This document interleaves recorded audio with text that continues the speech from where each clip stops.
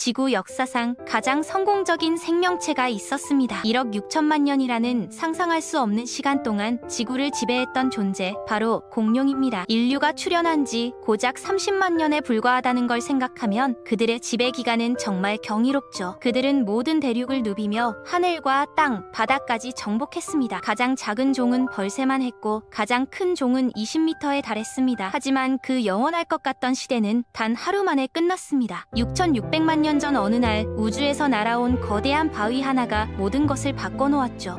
에베레스트 크기의 소행성이 지구와 충돌하면서 전 세계 생물의 75%가 사라졌습니다. 아침에 평화롭게 먹이를 찾던 공룡들은 저녁이 되기 전에 모두 죽었습니다. 살아남은 것은 땅속 깊은 곳에 숨어있던 작은 포유류들 뿐이었죠. 오늘은 공룡의 마지막 날에 대한 이야기입니다. 그날 아침 지구에서는 무슨 일이 벌어지고 있었을까요? 공룡들은 어떻게 하루를 보내고 있었을까요? 그리고 하늘에서 떨어진 거대한 바위는 정확히 어떤 재앙을 불러왔을까요?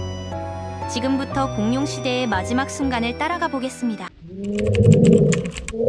6,600만 년 전 백악기 말 지구는 지금과 비슷하면서도 달랐습니다. 판게아 초대륙이 거의 완전히 분리되어 현대 대륙의 윤곽이 형성되기 시작했죠. 남미와 북아메리카가 막 갈라졌고 아프리카와 호주는 이미 오늘날과 비슷한 모습이었습니다. 안데스 산맥과 시베리아의 거대한 산맥들이 솟아오르고 있었죠. 당시 기후는 지금보다 훨씬 따뜻했습니다. 극지방에도 빙하가 거의 없었고 무성한 초목이 대륙을 뒤덮고 있었죠. 백악기 말에는 놀라운 변화가 일어났습니다. 바로 꽃 식물의 출현이었죠. 침엽수와 은행나무 같은 고대 식물들 사이로 호두나무, 물풀의나무, 너도밤나무 같은 현대적인 나무들이 자라기 시작했습니다. 꽃이 피면서 곤충들도 함께 진화했습니다. 나비와 벌이 날아다니며 꽃가루를 퍼뜨렸고 열매를 맺은 식물들은 새와 동물들에게 풍성한 먹이를 제공했죠. 이런 환경 변화는 초식 공룡뿐 아니라 포유류의 진화도 촉진했습니다. 물론 당시 포유류는 대부분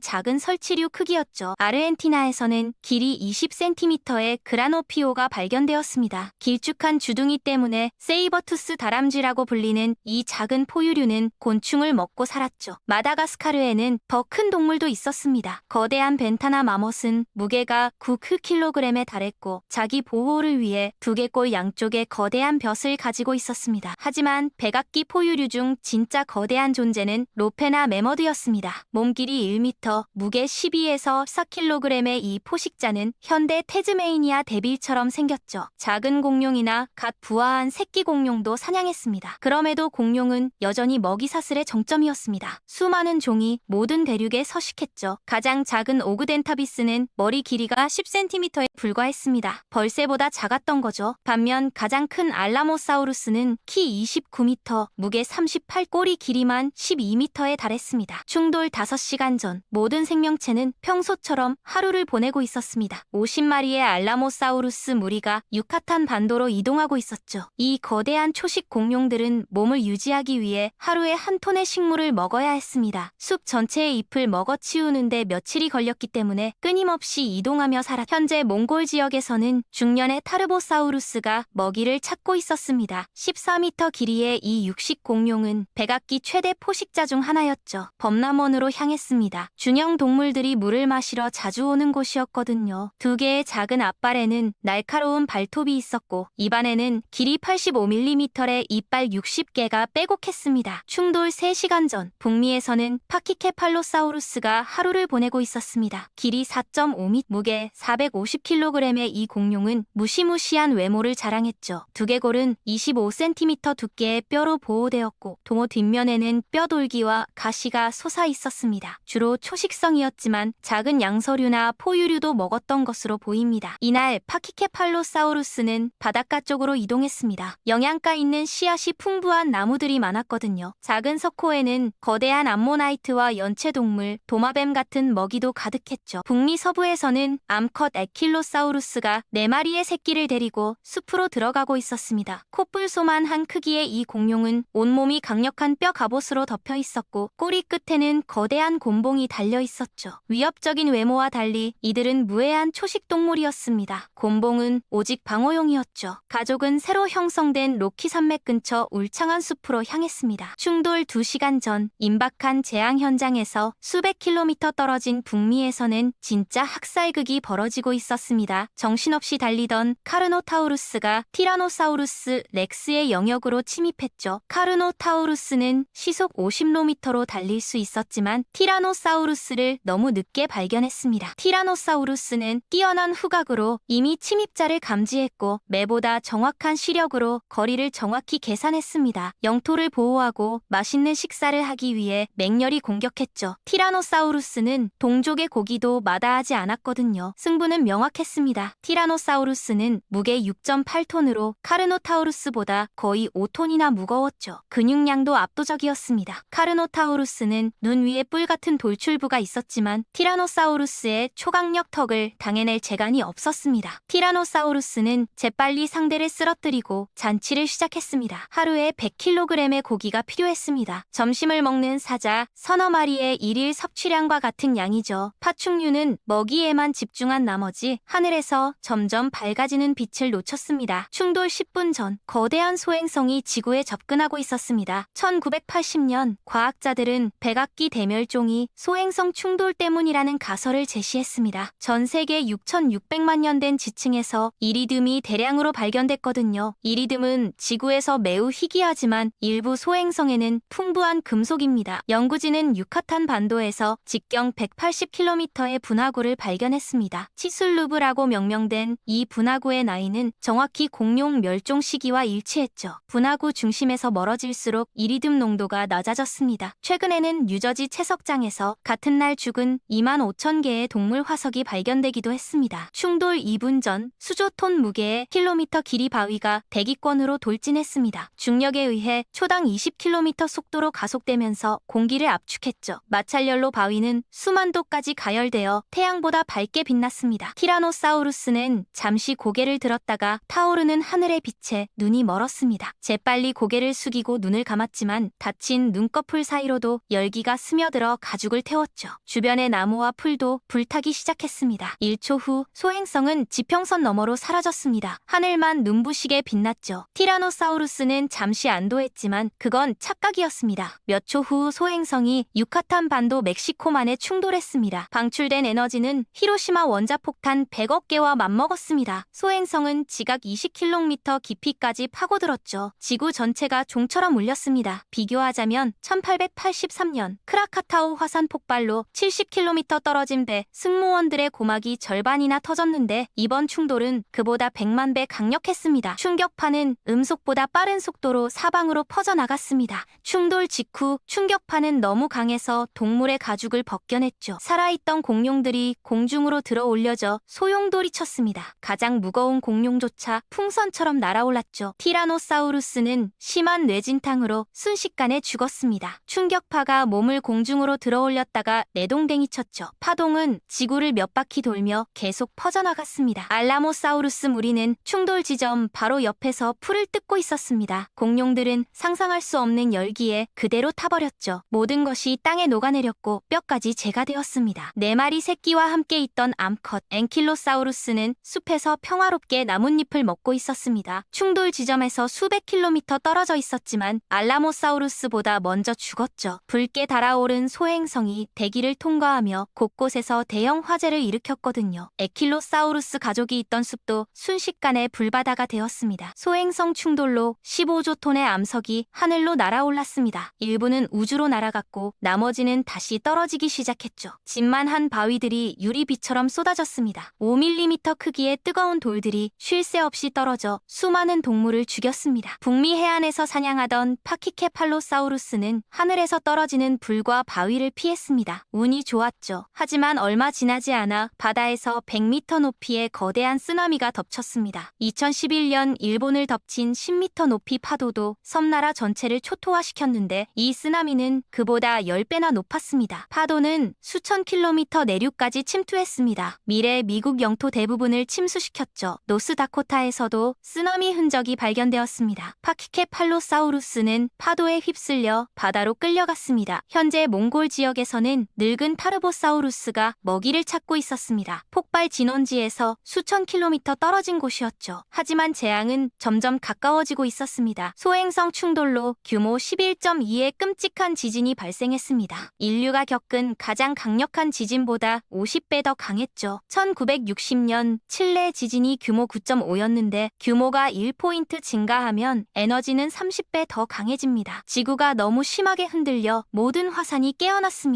약 700억 톤의 분쇄된 돌과 그을음, 제1산화탄소가 분출되어 대기로 솟아올랐다가 다시 떨어지기 시작했죠. 공기와의 마찰로 온도가 치솟았습니다. 거대한 뜨거운 먼지 구름이 지구를 휩쓸기 시작했습니다. 경로에 있는 모든 것을 불태우며 시속만 8,000km로 몽골에 접근했죠. 온도는 섭씨 150도까지 상승했습니다. 충돌 후 1시간 반 만에 거의 모든 생명체가 죽었습니다. 타르보사우루스와 몇몇 동물은 지하 동굴에 숨어서 살아남았습니다. 살인적인 구름이 지나가는 동안 여기 숨을 수 있었죠. 곧 온도가 떨어지기 시작했지만 새로운 재앙이 시작되었습니다. 수천억 톤의 유황 화합물이 대륙권으로 올라갔습니다. 몇 주 동안 산성비가 지구를 덮쳤죠. 황산이 하늘에서 쏟아져 내려 토양과 수역을 오염시켰습니다. 화산 폭발 후 먼지와 그을음이 지구를 뒤덮었습니다. 빛과 열이 들어오지 않았죠. 정오에도 밤처럼 어두웠습니다. 온도는 섭씨 28도나 떨어졌습니다. 충돌의 겨울이 시작된 겁니다. 배고픔과 갈증이 타르보사우루스를 동굴 밖으로 내몰았습니다. 밖은 이전과 완전히 달랐죠. 추운 어둠과 황무지만이 펼쳐져 있었습니다. 부패한 곰팡이만이 그런 조건에서 번식할 수 있었습니다. 공룡을 위한 음식은 없었죠. 수많은 동물이 굶어 죽었습니다. 타르보사우루스도 결국 쓰러졌습니다. 아마도 지구상 마지막 공룡이었을 겁니다. 혹시 지하 어딘가에 온전히 보존된 알에서 어린 개체들이 부화했을 수도 있죠. 작은 공룡 무리가 여기저기서 나타났지만 추위와 굶주림, 질병이 결국 그들마저 쓸어갔습니다. 공룡 시대가 끝났습니다. 신생대가 시작되었죠. 수십 년에 걸쳐 먼지 구름이 흩어지고 열과 햇빛이 마침내 표면에 도달했습니다. 자연은 폐허에서 부활했습니다. 먼저 거대한 말꼬리풀과 양치류가 다시 나타났고 그 뒤를 이어 속시식물과 풀이 자라났습니다. 수백만 년 동안 공룡에게 억눌렸던 다른 동물들이 용감하게 새 시대로 나아갔습니다. 포유류 중 일부는 지하굴에서 재앙을 살아남았고 다른 동물들은 나무 위에 머물렀죠. 극한 환경에 잘 적응했고 번식이 빠르며 적은 양의 음식으로도 살 수 있었습니다. 새로워진 지구에서 번성할 준비가 되어 있었던 거죠. 포유류 진화의 성공은 결국 현재 지구 지배종인 호모 사피엔스의 출현으로 이어졌습니다. 하지만 그때까지는 아직 멀었죠. 공룡은 1억 6천만 년 동안 지구를 지배했습니다. 우리 인류가 세상을 정복한 건 불과 수백만 년 전 일입니다. 과연 인류도 공룡처럼 1억 6천만 년 동안 지구를 지배할 수 있을까요? 그건 시간만이 알려줄 겁니다.